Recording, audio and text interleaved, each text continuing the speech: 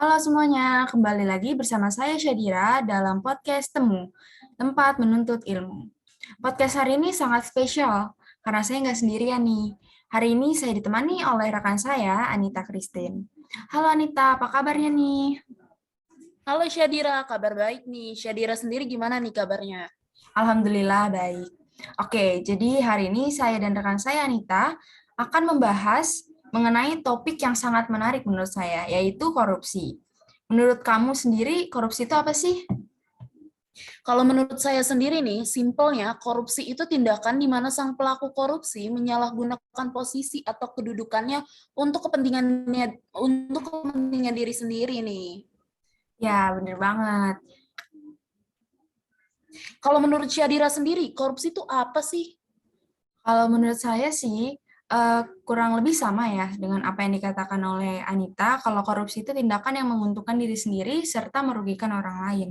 Contoh kecilnya aja, kalau misalnya kita buat janjian sama temen dan kita terlambat, itu adalah salah satu contoh korupsi waktu gitu. Wah, bener banget. Korupsi itu nggak selalu soal uang ya, teman-teman. Iya bener banget. Oke, gimana kalau sekarang kita langsung aja panggil para bintang tamu kita pada hari ini nih? Yuk kita sapa aja nih. Selamat siang Ibu Kameswari Arini, Kak Devaki Magio, dan Kak Salma Widiani nih. Siang, hai. Siang, Halo. Iya. siang. Baik, teman-teman, pada hari ini kita kedatangan tamu, yaitu Ibu Kameswari Arini sebagai pengamat, dan Kak Devaki serta Kak Salma, mahasiswa Politeknik Negeri Jakarta. Dan pada hari ini kita akan berbincang-bincang sedikit dengan mereka mengenai korupsi. Baik, jadi pertama saya ingin bertanya langsung nih kepada Ibu Kameswari. Kalau dilihat-lihat korupsi di Indonesia tuh terus meningkat ya, Bu? Iya, benar banget nih.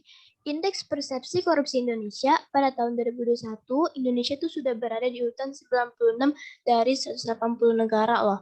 Padahal sebelumnya Indonesia itu berada di urutan 102. Dan IPK Indonesia juga sempat menyentuh nilai tertingginya, yaitu berada di urutan 40 pada tahun 2019. Tinggi banget kan tingkat korupsinya? Wah, menurut Ibu sendiri nih, kenapa sih korupsi sendiri masih sering terjadi di Indonesia? Padahal kita sendiri tahu ya, bahwa tindakan pidana korupsi ini sudah diatur dalam perundang-undangan di Indonesia. Perilaku korupsi sendiri itu tuh sebenarnya tidak hanya meliputi nominal dalam artian tidak melulu tentang uang ya. Korupsi ini tuh bisa berbentuk waktu contohnya. Perilaku ini diakibatkan dengan ketidakdisiplinan seseorang terhadap apa yang sudah menjadi tanggung jawabnya. Benar tuh, begitu ya teman-teman. Jadi dari sikap tidak disiplin, itu bisa menjadi sebuah awal tindak korupsi terjadi. Lalu untuk Kak Devaki, menurut kakak bagaimana cara untuk mencegah tindak korupsi agar tidak terus meningkat? Oke, dari yang paling oleh Ibu hari ini, bahwa kejujuran, tanggung jawab, dan disiplin adalah hal-hal yang penting yang harus diajarkan kepada generasi muda agar dapat mencegah tindak korupsi ini. Jika sedari kecil sudah ditanamkan tiga sikap itu, maka ketika nantinya anak bertumbuh, maka dia akan menjadi pribadi yang mengerti bagaimana cara bertanggung jawab dan akan kewajibannya, bagaimana dia jujur dalam segala kondisi dan tidak menyepelekan suatu hal. Jadi tanggung jawab, kejujuran, dan disiplin adalah hal yang sangat penting nih teman-teman dalam hidup kita. Kalau kita pikirkan tiga hal ini sepele banget dan mudah banget kelihatannya buat dilakuin. Tapi tidak menerapkan tiga perilaku tersebut dalam kehidupannya. Oke, next nih. Untuk Kak Salma, menurut Kak Salma, apa yang terjadi jika angka korupsi di Indonesia terus meningkat? Dan menurut Kakak, apakah hukum di Indonesia sudah maksimal dalam menindak korupsi?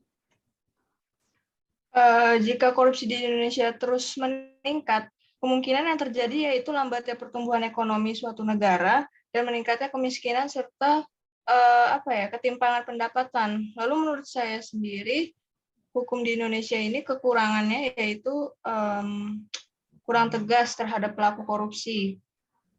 Jadi tidak perlu saya sebut namanya, seperti pasti sudah tahu ya kalau ada salah satu pelaku korupsi yang mendapatkan pelayanan sel yang spesial.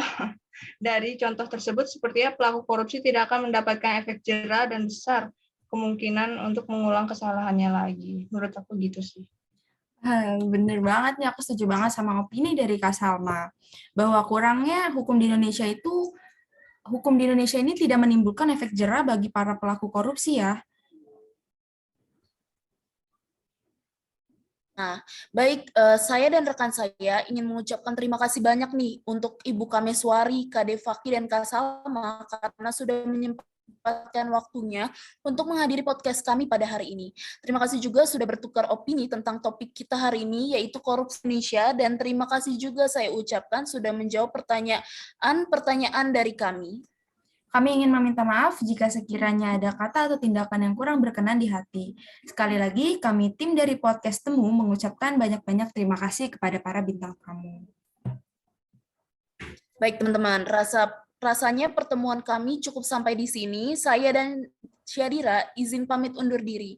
Tetap jaga kesehatan di mana saja kalian berada. Terima kasih. Terima kasih.